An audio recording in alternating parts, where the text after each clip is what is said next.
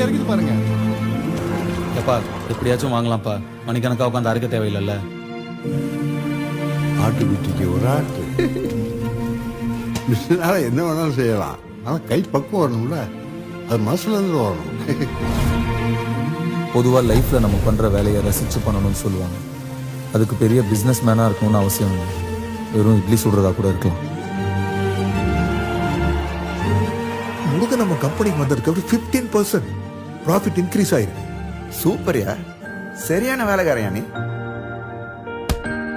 நமக்கு அப்புறம் இந்த வீடும் நம்ம கடையும் அப்படியே போயிடுமோன்னு. அவன் எங்க போறான்? இங்க தான் திரும்பி வர போறான். இங்க தான் திரும்பி வர போறான். இங்க தான் திரும்பி வர போறான். தள்ளிக்கங்க. ஏப்பா முருகா, அந்த பொண்ணு கயல் யாரு?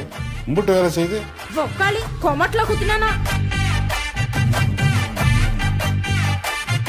You're the best. நான் உனக்காக ஒரு பெரிய எம்பையரே கட்டி வச்சிருக்கேன். இப்படி பொறுப்பு இல்லாம சுத்திக்கிட்டு இருந்தா எப்படி?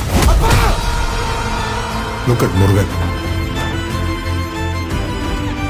பெரிய மிஷிலின் ஸ்டார் ரெஸ்டாரண்ட், ஒரு டப்பா குடிசைக்கு.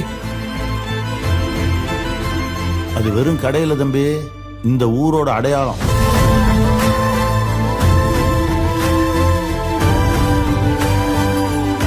அந்த இட்லி கடை எங்க ஊருக்கே பெரிய சென்டிமெண்ட் சார். அவனை முழுசா அழிக்காம நான் இங்க வர மாட்டேன். வேண்டாம், எத்தனை பேர் அது அவங்க அப்பனோட இட்லி கிடைக்காது. அவன் சாகிறதுக்கு ரெடியா இருக்கா.